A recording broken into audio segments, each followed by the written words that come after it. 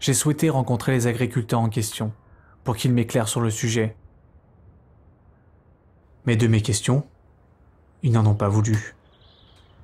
La crue, ils ne voulaient pas en entendre parler.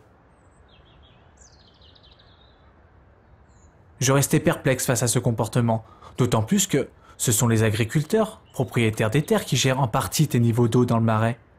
Ils se regroupent par secteur, en syndicats de marais. Ce sont principalement ces syndicats qui décident de la durée de ta crue. Ils ne veulent pas me parler. Je cherchais explication à tout ça dans les bois. J'ai trouvé cet homme qui m'avait déjà parlé de toi. Le fait d'avoir ça sous les yeux, aujourd'hui, ça n'handicape personne.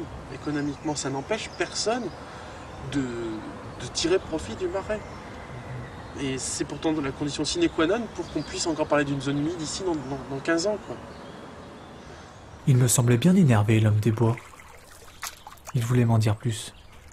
L'eau part très très vite, on la laisse partir. Vas-y, dégage, va à la mer. Et ce qui justifie ça, ce qui justifie cette gestion de l'eau, c'est le positionnement des communes, comme la commune de Bessines, qui n'a rien compris au marais et qui a une vision de crainte, de responsabilité de leur mairie en cas de problème. Donc c'est une méconnaissance totale de ce qu'est ce marais, quoi, et qui justement vont créer des situations à problème en implantant des zones industrielles, des zones sportives, etc., des équipements à l'intérieur de la zone humide. Et sur le plan agricole, ça ne tient qu'à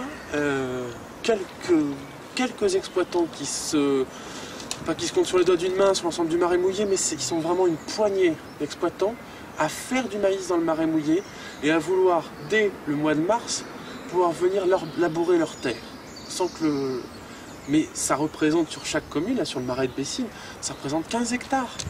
Ouais, et pour ces 15 hectares-là, on a une gestion de l'eau qui est en train de complètement annihiler le caractère humide de la zone.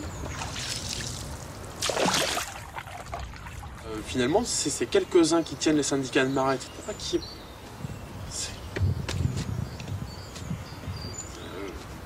hallucinant. Oui, c'est vrai. Les hommes ont grignoté une partie de ton marais mouillé, de ta zone inondable, avec des aménagements inadaptés. Et alors, qu'est-ce que tu croyais le marais?